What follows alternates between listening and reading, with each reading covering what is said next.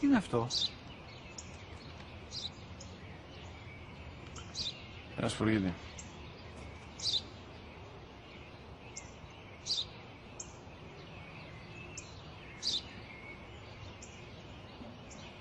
Τι είναι αυτό? Μόλις τώρα στο είπα, πατέρα, σπουργίτη είναι.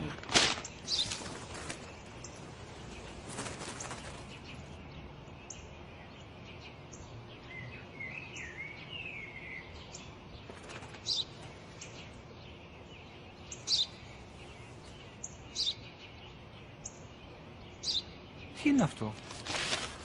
Ένα σπουργίτη είναι, πατέρα. Ένα σπουργίτη. Σπου-γι-τι!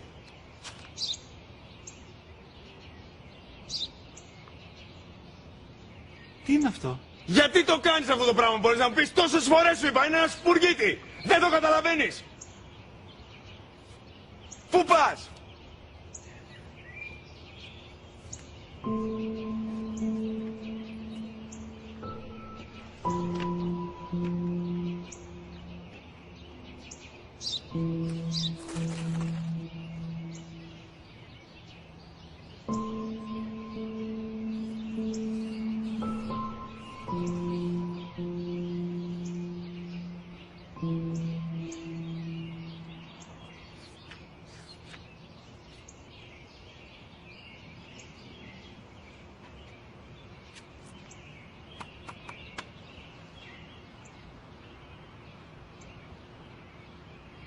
Δυνατά.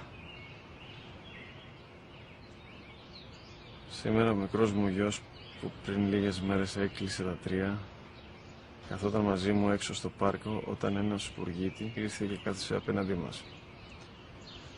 Ο γιος μου με ρώτησε 21 φορές τι ήταν αυτό και του απάντησα και τις 21 φορές ότι ήταν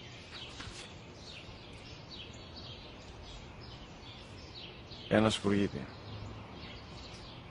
Τον αγκάλιασα τρυφερά και τις 21 φορές που μου έκανε την ίδια ερώτηση, ξανά και ξανά, χωρίς να εκνευριστώ, νιώθοντας στοργή για το αθώο μου αγοράκι.